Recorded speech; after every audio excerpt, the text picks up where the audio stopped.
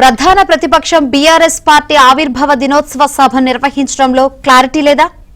ఈ విషయంలో గులాబీ పార్టీలో అయోమయం నెలకొందా?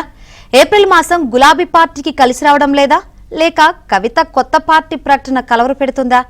ఈ నేపథ్యంలో కేసీఆర్ తీసుకునే నిర్ణయంపై పార్టీలో తీవ్ర ఉత్కంఠ నెలకొంది.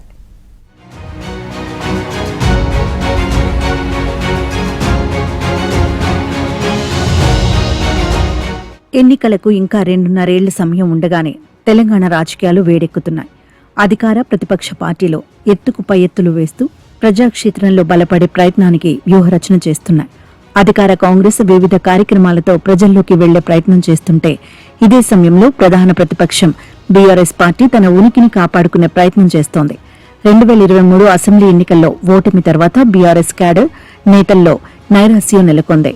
2024 మే నెలలో జరిగిన లోక్సభ ఎన్నికల్లో ఒక్క ఎంపీ సీటును కూడా బీఆర్ఎస్ పార్టీ గెలుచుకోలేకపోయింది. 12 లోక్సభ స్థానాల్లో బీఆర్ఎస్ పార్టీ డిపాజిట్ గల్లంతైంది. కంటోన్మెంట్, జూబ్లీహిల్స్ ఉప ఎన్నికల్లో సైతం తమ సీటును కాపాడుకోలేకపోయింది. 10 ఏళ్లు రాష్ట్రాన్ని పాలించిన బీఆర్ఎస్ ఎమ్మెల్సీ ఎన్నికల్లో కనీసం పోటీకి అభ్యర్థిని కూడా నిలబెట్టుకోలేని పరిస్థితుల్లోకి వెళ్లిపోయింది.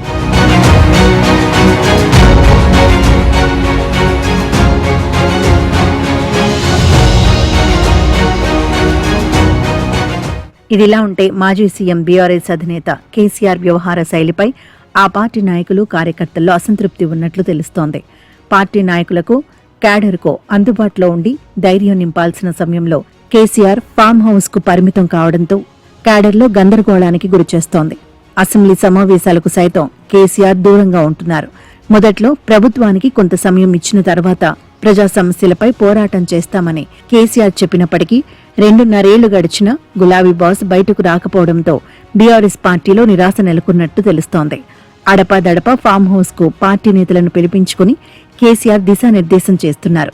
అయితే కేసీఆర్ బయటకు వచ్చి ప్రజా సమస్యలపై మాట్లాడితేనే పార్టీ నాయకులు, కార్యకర్తల్లో నూతన ఉత్సాహం వస్తుందని సొంత పార్టీలోనే చర్చ జరుగుతుందట.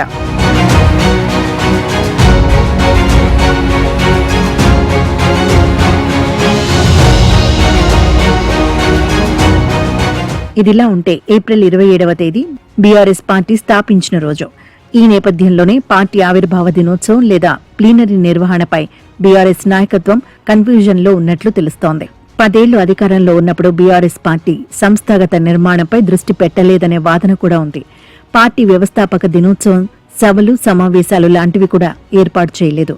అయితే అధికారం కోల్పోయిన తర్వాత గతేడాది ఏప్రిల్ 27న వరంగల్ వేదికగా బీఆర్ఎస్ సిల్వర్ జూబ్లీ సభను నిర్వహించింది. అత్యంత ప్రతిష్టాత్మకంగా బీఆర్ఎస్ నిర్వహించిన ఈ సభలో కేసీఆర్ ముఖ్య అతిథిగా పాల్గొన్నారు. నిజానికి ఈ సభ బీఆర్ఎస్ క్యాడర్లో నూతన ఉత్సాహాన్ని నింపింది. ఈ సభ తర్వాత బీఆర్ఎస్ పార్టీలో అనేక పరిణామాలు చోటు చేసుకున్నాయి. దీంతో ఈ ఏడాది పార్టీ వ్యవస్థాపక దినోత్సవం నిర్వహించాలా లేదా అనే అయోమయంలో బీఆర్ఎస్ పార్టీ అధిష్టానం ఉన్నట్లు తెలుస్తోంది.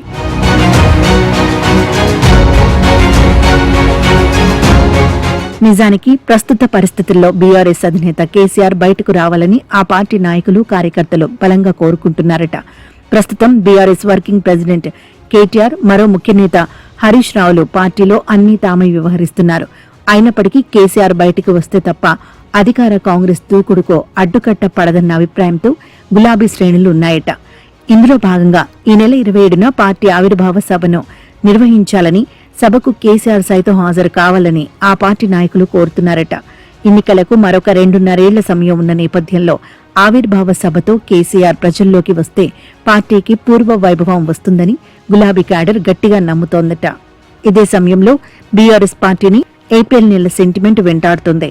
గతేడాది ఏప్రిల్ 27న నిర్వహించిన సిల్వర్ జూబ్లీ సభ బీఆర్ఎస్ పార్టీలో కుదుపుకు కారణమైంది. సిల్వర్ జూబ్లీ సభ తర్వాత కల్వకుంట్ల కవిత తన తండ్రి కేసీఆర్ కు రాసిన లేఖ లీకు వ్యవహారం బీఆర్ఎస్ పార్టీలో అంతర్గత కుమ్ములాటకు కారణమైంది. ఆ లేఖ లీకు కావడంతో బీఆర్ఎస్ లో రాజకీయ దుమారానికి కారణమైంది. దీంతో కవితను పార్టీ నుంచి సస్పెన్షన్ చేయడానికి దారితీశాయి. మరోవైపు ఈ నెల 25న కొత్త పార్టీని ఏర్పాటు చేస్తున్నట్టు కవిత ఇప్పటికే ప్రకటించారు. దీంతో బీఆర్ఎస్ పార్టీకి కవిత నూతన పార్టీ తలనొప్పిగా మారిందట. కవిత సైతం తనతో బీఆర్ఎస్ పార్టీకి చెందిన అనేక మంది నాయకులు టచ్ లో ఉన్నట్లు చెబుతున్నారు. దీంతో సహజంగానే రాష్ట్ర ప్రజల దృష్టి కొత్త పార్టీ ప్రకటనపైనే ఉంటుంది. ఈ నేపథ్యంలో బీఆర్ఎస్ అధినాయకత్వం కూడా పార్టీ ఆవిర్భావ దినోత్సవం సభను నిర్వహించాలని కార్యకర్తలు నాయకులు కోరుకుంటున్నారట. లేకుంటే కవిత కొత్త పార్టీ చుట్టూ చర్చ జరిగే అవకాశం ఉంటుందని ఆ పార్టీ నాయకులు అంతర్గతంగా చర్చించుకుంటున్నట్టు తెలుస్తోంది. ఈ నేపథ్యంలో బీఆర్ఎస్ అధినేత కేసీఆర్ పార్టీ ఆవిర్భావ దినోత్సవం సభపై ఎలాంటి నిర్ణయం తీసుకుంటారనేది ఆసక్తికరంగా మారింది.